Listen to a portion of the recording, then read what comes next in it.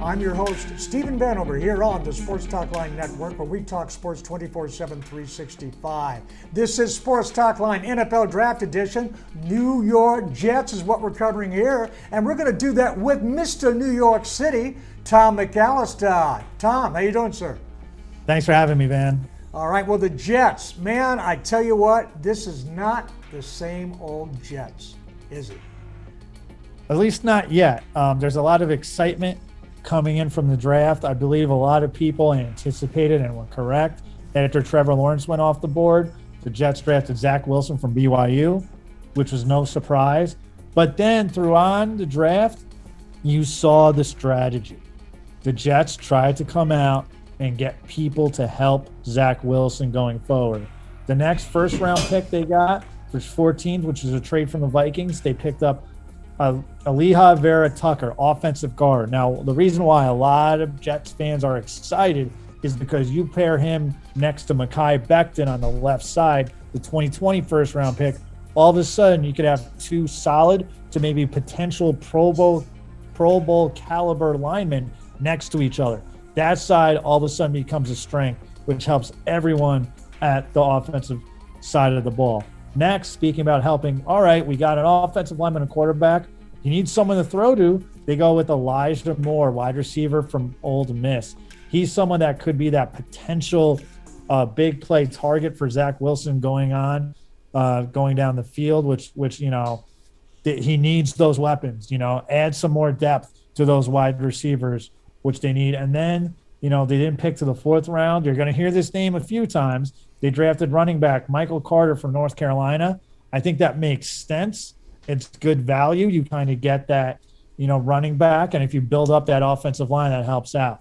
Van, what do you got? Well, yeah, I don't know if you saw the Senior Bowl. Michael Carter carried, I believe it was 7 guys into the end zone to score. Now, he had offensive linemen helping him and pushing him and all that, but it was still a hell of a play. You have to have a special kind of balance, a special kind of strength in your lower body to be able to make a play like that. And this guy, I think he's right about 202, 204 pounds, something like that. And he's a shade under 6 foot. He's a stud.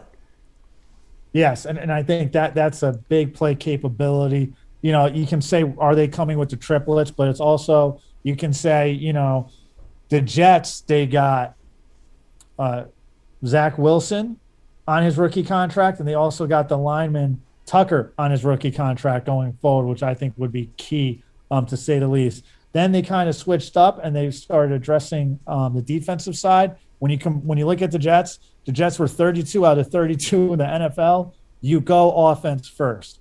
So what they got a pair of safeties. They got Jameen Sherwood from Auburn, and then Michael Carter the second from Duke at the safety positions. Yes, it's different, Michael Carter. Then they went cornerback Jason Pinnock from Pittsburgh, and then they got another safety, Hamasan Nasradine from Florida State, and once again cornerback Brandon Eccles, Kentucky. And to finish it off, they got Jonathan Marshall, defensive tackle from Arkansas.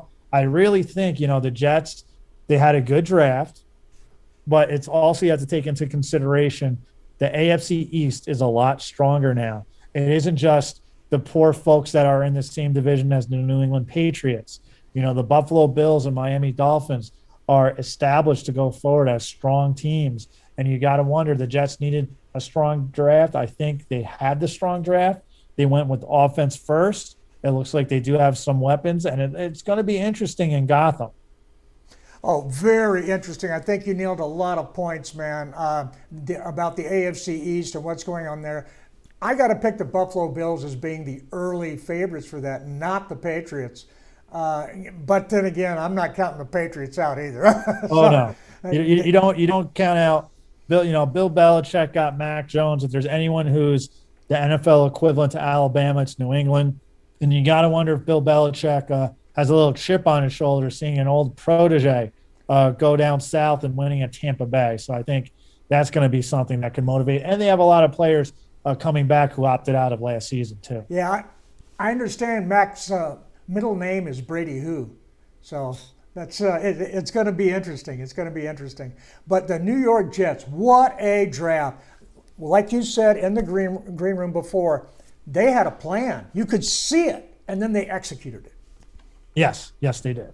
All right, well, everybody, thanks so much for being here. Without you guys out there, this doesn't happen. If you haven't hit that subscribe button already, please do. Slap that notify bell. And you can follow Tom Mcalister on Twitter at defense_com. That's defense_com. Follow me on Twitter at Stephen Vanover, Sports Talkline at Sports Talkline.